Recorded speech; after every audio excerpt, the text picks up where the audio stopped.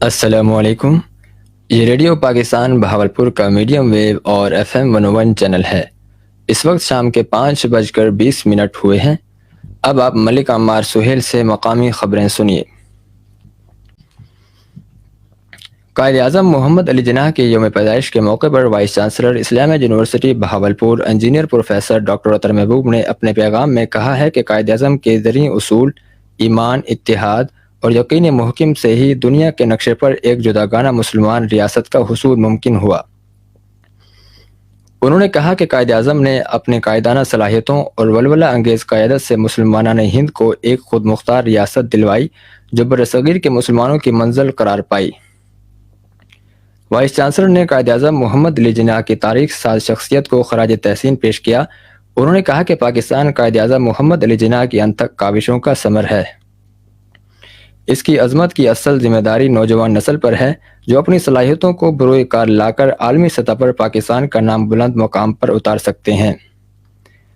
انہوں نے کہا کہ طلبہ کے لیے میرا پیغام ہے کہ وہ جذبہ اور محنت کے ساتھ تعلیم اور تحقیق میں اپنا مقام پیدا کریں۔ اس موقع پر وائس چانسلر پروفیسر ڈاکٹر نوید اختر کا کہنا تھا کہ قائد اعظم کی مزید قیادت میں مسلمانان ہند نے ایک آزاد اسلامی ریاست کے قیام کو ممکن بنایا۔ ایگریکلچر انوائرمنٹ پروفیسر ڈاکٹر معظم جمیل کا کہنا تھا کہ آج اس ریاست کے تحفظ اور ترقی کی ذمہ داری ہم سب پر عائد ہوتی ہے۔ ہر شعبہ زندگی سے تعلق رکھنے والے افراد کو قائد اعظم محمد علی جناح کے ویژن اور اقبال کے خواب کی تعمیر کو مزید مستحکم کرنے کی بھرپور محنت کرنی ہوگی۔ Dean faculty of law professor doctor Aftab Hussain Gilani کا کہنا تھا کہ قائد اعظم محمد علی جناح کا ہم سب پر احسان عظیم ہے کہ انہوں نے اپنی صحت کی پرواہ کیے بغیر دن رات محنت اور جدوجہد سے پاکستان کے قیام کو ممکن بنایا۔